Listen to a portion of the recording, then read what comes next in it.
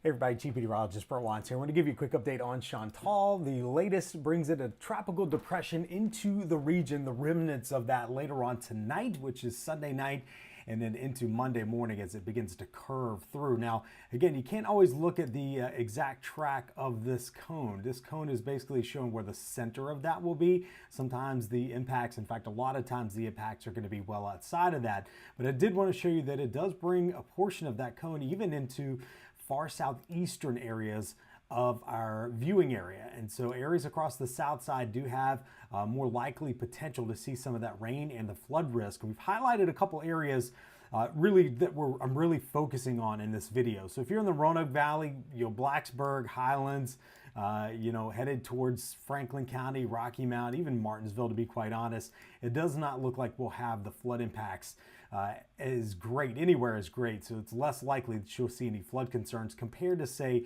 Keysville, South Boston, Halifax County, and maybe if this thing shifts a little bit, even into parts of Pennsylvania County. And I'm going to show you this in a little bit. So if you're in the green areas, again, watch the video, feel free, but you're less likely to be impacted by the remnants of Chantal. So here's a look. I'm going to show you two different variations of some data that we're looking at tonight, for tonight. This is going to bring those showers in here during the afternoon across the south side. A couple of those, yes, could make their way back even as far as the I-81 corridor, possibly even the Roanoke Valley, but some of the heaviest likely going to be across parts of Halifax, Pennsylvania, Charlotte counties, maybe even into central Virginia towards Lynchburg. These are some of the leading edge, the outer bands. That would be mid to late afternoon. See how they just kind of move through? It's later this evening that we're thinking that we may get some of the heaviest of rain from Chantal as it moves in here, probably dinner time, if not a little bit after. And this could be the repeated rain over the same areas. See how it's hitting the same areas over and over again with those downpours, especially as we head into the overnight. See how this thing's kind of rotating through? It's not really moving that fast. So if you're in Pennsylvania, Halifax counties, Charlotte County, honestly, even into Campbell, up towards Appomattox, I'd definitely be aware that this is a possibility that we could get some heavy rain in here overnight. I'm going to show you a different model. Again, it shows a similar path with this. Again, this is a little bit different model. This is what we call the HRRR model. It's also a high-res model.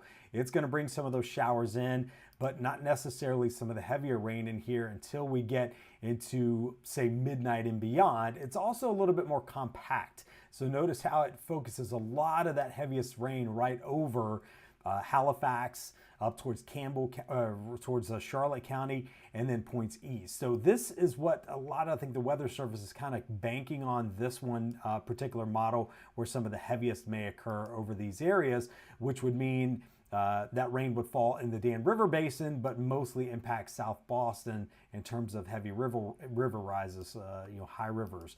I worry more, honestly, the river, we know the river can flood.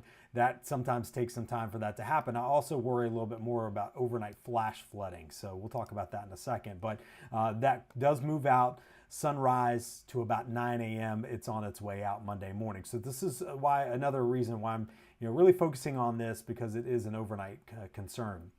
So here's this particular model. That's the one that brings that heaviest rain areas into Halifax County up towards eastern Charlotte County. This has been kind of back and forth the past couple of days, but you notice some really intense downpours, the potential for over 4 or 5 inches of rain possible in a swath. Not everybody, but a swath of some rain may make its way in here, and that would lead to some flash flood concerns, the river flood potential as well. But this particular model brings less of a rain and flood issue out across parts of Danville and South Boston.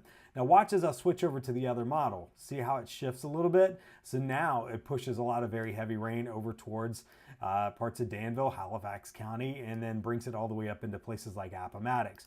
So this is why we've got to always look at all the data, because just because one model particularly has it over here doesn't mean it can't shift 30 miles and now you've got some extremely heavy rain in areas, different areas than what are expected. So that's kind of the worst case scenario with this. Best case scenario is it moves through pretty quickly. We don't have any flood concerns whatsoever, but that's our job, is to let you know and communicate the risk of what the worst case scenario could be with that.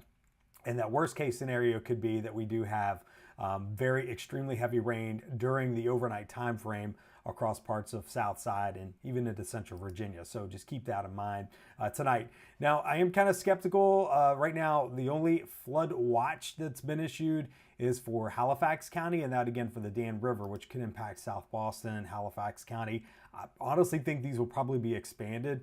The Weather Service will reassess that information and probably expand these a little bit more, depending on the given data with the afternoon updates. But we're giving you that first alert that things could get a little dicey tonight, Sunday night, into the early morning hours of Monday morning. That's when we could see some of the issues with that. Again, mostly Southside, Central Virginia. If you're in the Roanoke Valley, up towards Highlands, New River Valley, you're fine. It does not look like any flood concerns there.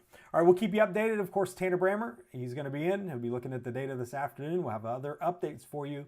But again, first alert weather day for Southside on Sunday night into Monday for that potential for some flood concerns.